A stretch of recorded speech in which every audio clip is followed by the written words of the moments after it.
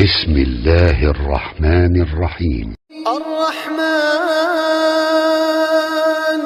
علم القرآن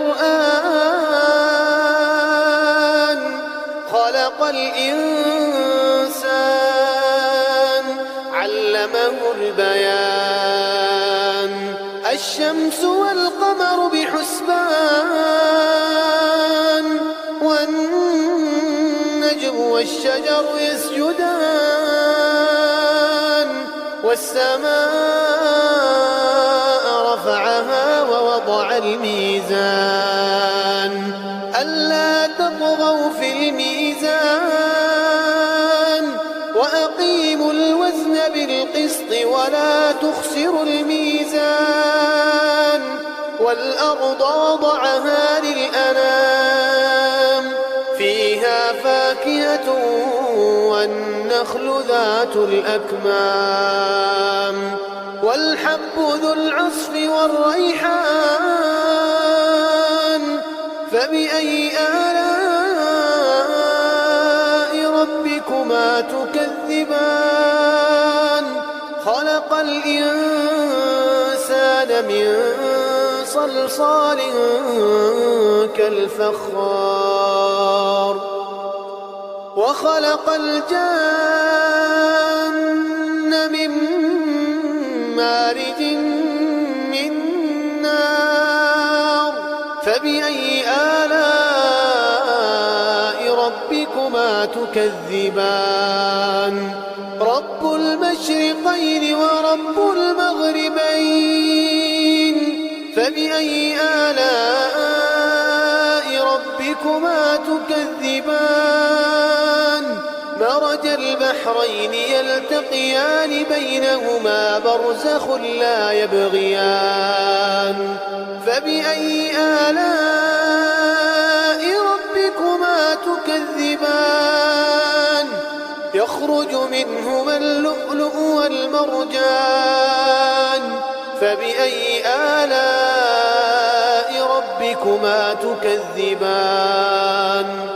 وله الجوار المنشآت في البحر كالأعلام فبأي آلاء ربكما تكذبان كل من عليها فان ويبقى وجه ربك ذو الجلال والإكرام فبأي آلاء ربكما تكذبان يسأله من في السماوات والأرض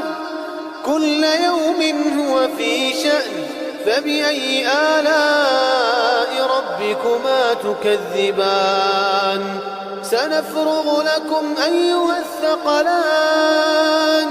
فبأي آلاء ربكما تكذبان يا معشر الجن والإنس إن استطعتم أن تنفذوا من أقطار السماوات والأرض فانفذوا لا تنفذون إلا بسلطان فبأي آلاء ربكما تكذبان يرسل عليكما شواظ من نار ونحاس فلا تنتصران فبأي آلاء ربكما تكذبان فإذا انشقت السماء فكانت وردة كالدهان فبأي آلاء ربكما تكذبان فيومئذ لا يسأل عن ذنبه إنس ولا جان فبأي آلاء ربكما تكذبان يعرف المجرمون بسيماهم يعرف المجرمون بسيماهم فيؤخذ بالنواصي والأقدام فبأي آلاء ربكما تكذبان هذه جهنم التي يكذب بها المجرمون يطوفون بينها وبين حميم آن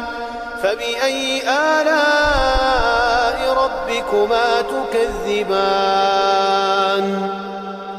ولمن خاف مقام ربه جنتان فبأي آلاء ربكما تكذبان ذواتا أفنان فبأي آلاء